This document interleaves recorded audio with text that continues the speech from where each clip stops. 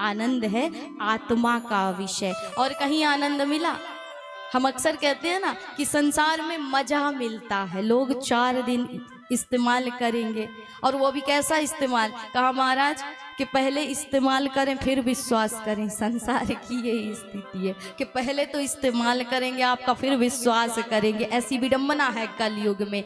तो संसार सिर्फ आपको मजा दे सकता है, आनंद नहीं दे सकता है। आनंद कहाँ मिलता है? हरि के नाम में, हरि के धाम में, हरि की इस कथा में। इसलिए आनंद कहीं और नहीं, आत्मा में है। इसी आपकी अपनी आत्मा में है।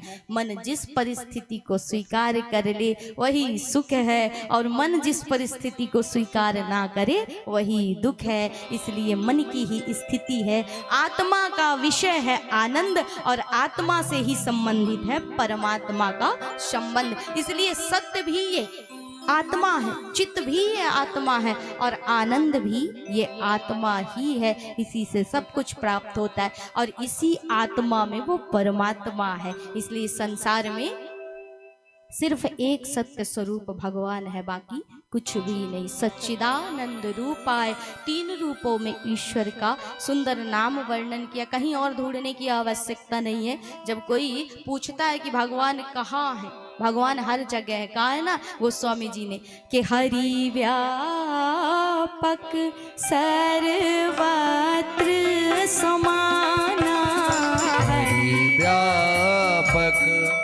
सर्वत्र समाना, हरि व्यापक सर्वत्र समाना, हरि व्यापक सर्वत्र समाना।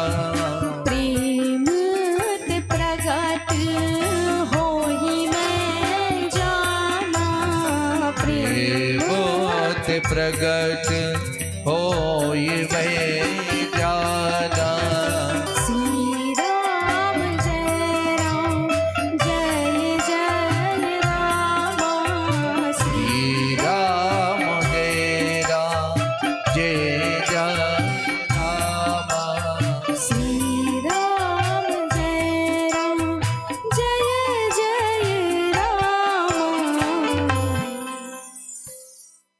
तो हरि को कहीं ढूंढने की आवश्यकता नहीं, अपनी अंतर आत्मा में झांकिए, इसी में है वो ईश्वर 3 रूपों में समाहित। यही आत्मा सत्य है, यही आत्मा चित्त है, और यही आत्मा से आनंद प्राप्त होता है। और संसार में कहीं भटकने की आवश्यकता नहीं है। जिस दिन आपने अपने आप को जान लिया, अपने आप को पहचान लिया, उस दिन आपका भटकाव अपने आप खत्म हो जाएगा। और इसी का नाम है आध्यात्म, और इसी का नाम है आत्मज्ञान।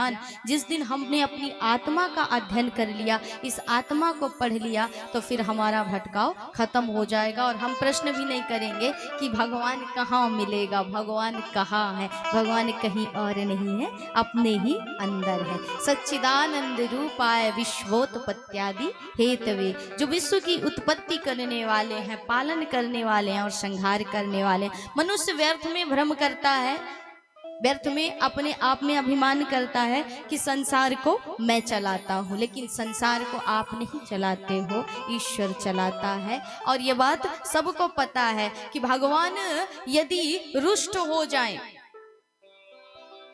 तो आप कुछ नहीं कर सकते हो। ईश्वर की ही सत्ता से एक पत्ता भी हिलता है महाराज।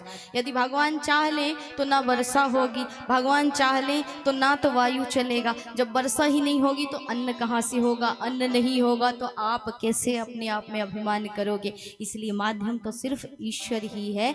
आपको सिर्फ ईश्वर ने यहाँ पर भेजा है कर्म करने के लिए, बाकी वो करता धरता तो भगवान स्वयं है। तो विश्व की जो उत्पत्ति करते हैं, विश्व को जो चलाते हैं और विश्व का जो संहार करते हैं, 3 रूपों में संसार में समाहित हैं, 3 गुणों के अंदर समाहित हैं, सत्य रज और तम रूपों में। वही ईश्वर इस संसार के देव हैं, वही ईश्वर इस संसार के उद्धारक हैं।